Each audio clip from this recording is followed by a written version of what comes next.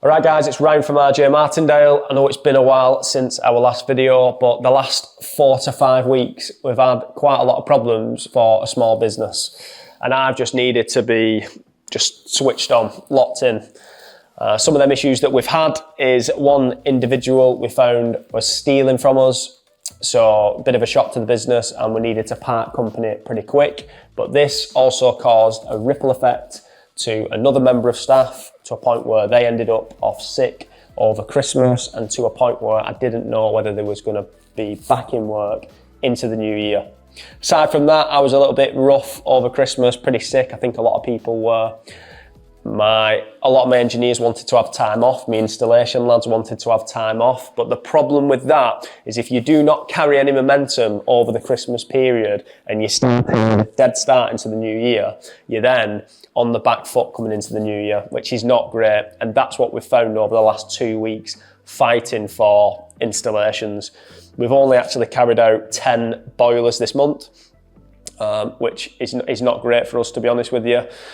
But we are pushing on with that. On the plus side, we have carried out more jobs than ever. We'll do a record month in January for the amount of jobs that have been booked, which is great.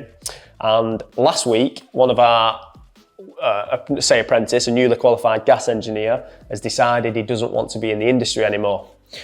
So there's just a few issues, and I've just needed to be switched on and certainly think about the structure of the business and how we can improve going into this year and being prepared for anything. So the plan this week, I've had a meeting with our marketing agency that look after BHE, but we're also going to be starting working across both businesses. We've been putting a plan together as to what we're doing with the website, traditional marketing, PPC, and all that kind of stuff. But this week, I've got to make adjustments to the adverts across all the magazines that we do. So we want to make sure that we've got a decent offering, completely switch up the adverts, split test the adverts across different magazines and see what is performing. And the most important thing is tracking how they are performing. So that's what we'll be doing. Daniel, our cameraman, because I've not been doing any content over the last 4 to 5 weeks, he's been registering boilers and helping the girls in the office, which has been great, but I've got to get Dan busy. He needs to be working on, aside from this stuff, he needs to be working on content, email campaigns, SMS campaigns, general tracking of the customers, and just getting more involved in the marketing. So I'll be working closely aside Dan. I'm just going to do an hour now in my kitchen, before I then go into the office and see how the girls are getting on. Towards the back end of the week, I'm going to have a meeting with all the lads, and we're going to run through the structure, the team setup moving into this year, and what we need to do to be better, because we need to be better. We're not efficient enough, and that's what I want to fix this year. So yeah, I'll try and get some decent content as I get through the week. I'm just going to blitz an hour now.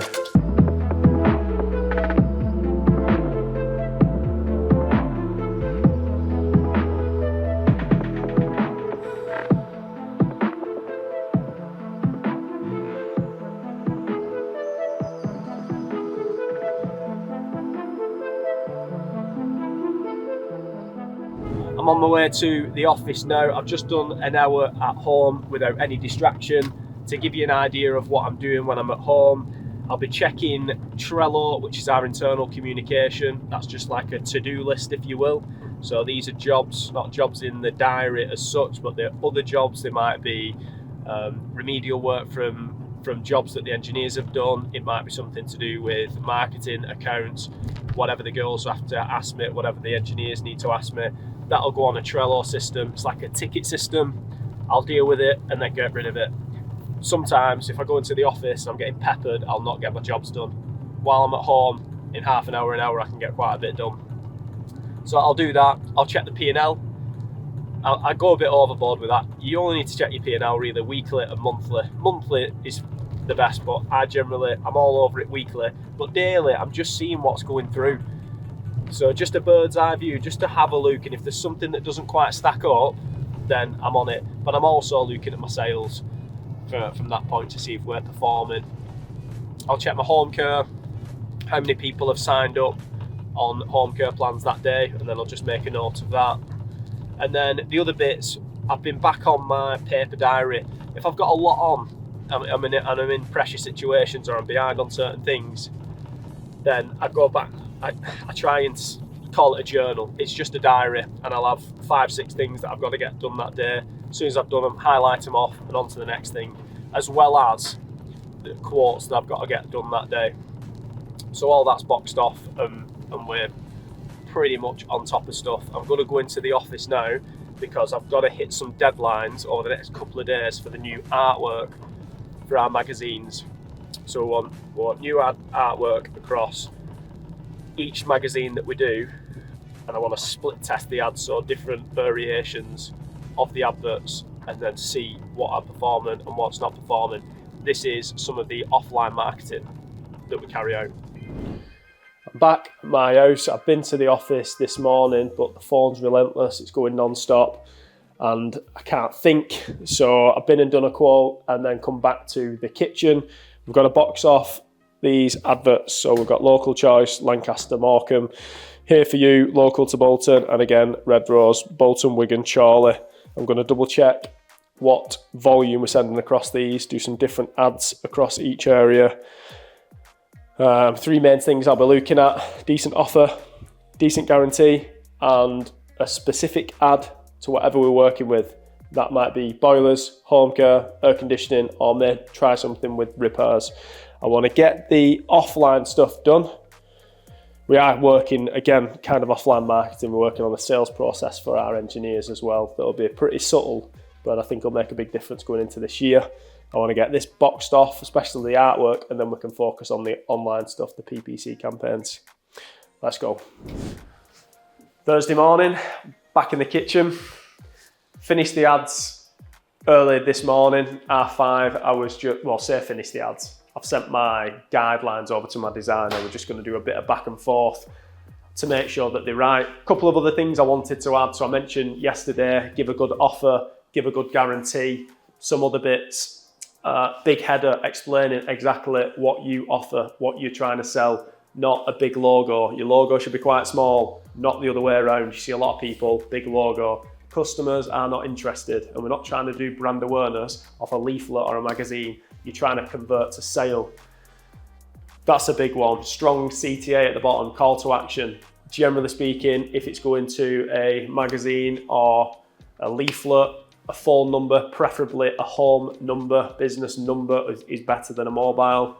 Again, as well, if you can use different numbers for different area codes, that also works well. Tiered pricing, if you can, and if you can add prices on, you will filter out a lot of the customers. Any dead wood, you'll qualify your customer through your ad. I hate wasting time. You can jump on the phone and qualify them as well, but if you can do that through your ad, I think that works well. What else? Emotional, triggering questions are good to try and start a conversation. If you can sell off that, that's great, but even if it's just a conversation, so that might be with a boiler or a heating system. Do I need a new boiler? Question mark. Do I need a heat pump? Question mark. Can I replace my back boiler? Can I keep my existing cylinder? How often, as an engineer, do you go to survey a job and they say, can I keep my cylinder? Gravity cylinder that's been there 25 years. But if you can put that in your ad, that might start a conversation. And from your phone call, you could convert that to a lead. If you're an electrician, for instance, do I need a full rewire? Can I just change my consumer unit? Do you know what I mean? Anything to trigger a conversation on the phone, which could convert to a sale. Few pointers. And again, there's some ads that I put out and you get nothing back. So it's definitely trial and error. Different ads as well as different seasons. During summer, it might slacken off, convert over to air conditioning. That's what we've done and had a decent success. But even through winter months with home care and boilers, sometimes they've not done great at all. And you will, again, I've mentioned it a couple of times on videos, you could speak to the likes of your web guys and they'll just say it doesn't really work. But I think a decent ad put across the right way, you can do all right. And again, magazines, leaflet distribution, vans, uniform, website, SEO, PPC, collectively together is what works. An individual side, unless you're doing PPC on its own, but then you're in that you're in that flipping hamster wheel of keep throwing money in to convert sales. I think a combination of everything is your best option. I'm back on my flip chart. What I'm doing now is preparing for a meeting with my engineers next week. One thing that I have neglected as we've grown is spending time with the team, with the engineers, to let them know what we're doing, how the business is performing, and what we need to do to move forward. When you're a bit smaller and you're working with your engineers day to day, they're a product of you. They understand how you think, how you work, just everything, the culture. But that starts to get diluted as you grow, and you as the business owner start losing touch with the engineers and the apprentices as well, the trainees. I do not spend enough time with them. So I'm gonna certainly make a habit this year of, whether it's weekly, monthly to start, and then weekly catch-ups with the engineers together. Logistically, it's hard because you're crazy busy, but it absolutely needs to happen. I'm gonna get Dan, cameraman, to film it, so you can see what we're talking about, or bits of what we're talking about. I did plan on doing that tomorrow, which is Friday, but Dan is off, so we'll do it Monday morning. Some of the things that I'll be talking about is figures, how the business is performing. I know a lot of business owners don't like giving that information to their engineers or the staff, they keep it all to themselves. I don't understand why. I think you should be pretty open, explain the vision of what you're trying to do, how we get from here to here, how the business needs to look like, all that kind of stuff. Talk about figures. We're going to talk about a sales process for the engineers without being salesmen. Just how are we dealing? Your engineers, you can have fantastic engineers that can service the boilers, fix the boilers, install the boilers, but there's more to it than that. If you go into 400 or 500 jobs a month, what can you be doing while you're visiting that customer to potentially create a job off a job, or plant the seed for home care, boilers, air conditioning? I want us being a bit more proactive with that. And a few things really. How I'm going to do it is structure a flow diagram. Nothing too crazy, too intense. I see some big companies that have big lists of like service operating procedures. I kind of did it myself, but it's just too much information. I want something that's simple, 5-step process on each type of job, so everybody is working the same way. I'll let you know how I get on with that one. I'll leave you with this one before I shoot off. Here's one of the things that I'll be running through when I have the meeting with the engineers. I talked in the start of the video, I talked about us being inefficient. The business as a whole, the lads are doing really well. We've got a top set of lads and ladies, everybody, we're doing great. In terms of reviews, excellent, but we're inefficient. Inefficient on the reactive service, repair, breakdown, needs to be a lot better. The process of how the engineers worked at BHE is far too efficient when you're working with social houses, tenanted, all that type of stuff. We cannot use them same systems with private because we're going to lose money, it's inefficient, and you're going to lose touch with the customer. And this is what I mean. Here's one example. List is that long, I've run out of space at the bottom and I've come back up.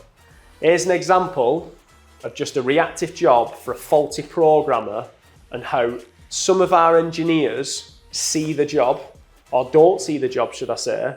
And this is the worry that I've got when I'm bringing new engineers in, because a lot of them working at bigger companies will work this way. And this is what I need to change, to a point where I'm actually holding back rolling out engineers until I get this dialed in. But here's an example. First of all, the lead comes into the office. That might be through phone call, email, social media, whatever. Gets to the office deal with a job and book it on the CRM. So they get all the customers' details, put it onto the CRM, the diary system. That engineer then picks up that job, they travel to the job, they arrive at the job, they diagnose the fault. At that point, they'll leave the job. They may not fully explain to the customer exactly what we need to do, the cost, well, they certainly don't talk about the cost, what we need to do and when we're coming back. They will leave. They'll then set a Trello, internal communication, they'll put a card back to the office. The girls then pick that card up. They've then no idea what your engineer's talking about, so then they'll ring me, technical or one of the other engineers. Imagine, this is all time. Technical will then go back to the office again. The girl will then make contact with the customer. The customer, she'll need to send the email by quote. She'll need to send a quote by email or phone call. Customer will then accept or decline. Bearing in mind, this is just a programmer or a boiler part. It'll then get booked back on the CRM system again. Engineer will travel to the job, arrive and repair the job. Doesn't finish there. Engineer will leave the job, but they have had it drilled into them, you find this a lot, that they will send the certificate because it's part of your job to send a CP12 or a gas cert. They'll do that part, but the main part, which is the invoice, will get left. The invoice will then go back onto the CRM and stick on reporting as outstanding. The office will then need to raise that invoice. So if you imagine you've got a lady trying to raise that invoice and she's not technically minded and it is a technical job and your engineer's not put enough information on the job itself, then that warrants another phone call to technical to create an invoice for a programmer. Invoice will then get sent, that might be the day after or a couple of days after, to a point where that job is out of the customer's mind. You've forgotten about. You then may need to chase the payment and then hopefully get paid. It kills me looking at that. This is just for a faulty programmer, or it might be a set of taps, it might be a part for a boiler, part for anything. So my job is to explain this to the engineers, let them see how much time this takes. If you then multiply this by 400-500 jobs a month, it's chaos. And this is why you hear a lot of businesses that say it's not worth it. It's not worth me having 3-4 vans on their own. It just causes me more hassle. The reason for that, it's not the leads that are coming in, it's the processes that they've not got dialed in. And this is what will come back to bite me if I don't sort it out. So I'm going to simplify this. I'm going to give the engineers some authority of the job. Let them work to a certain figure. That might mean if you go to a job and you need to make a £200-400 decision, I'm giving you authorization to make that decision there and then. So if you can speak to your suppliers, go online, whatever it is, get a rough idea of the price, give the customer a price there and then. Can you go out and get the part? No. Can you clear a bit of movement in your diary to get that fixed there and then so it's done? It's done at this point here. It's finished. This is what I need to do.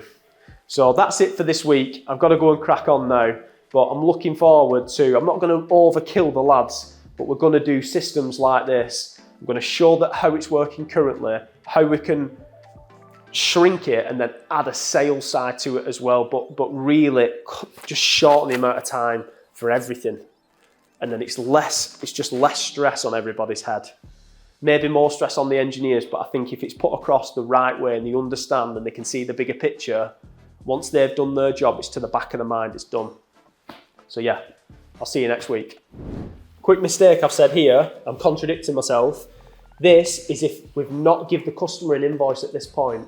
So for instance, the customer has just said, get on with it, and here we're raising an invoice. This is a dangerous place to be as well if it's not been quoted first, especially with like boiler parts that can range from 150 quid to 450 quid.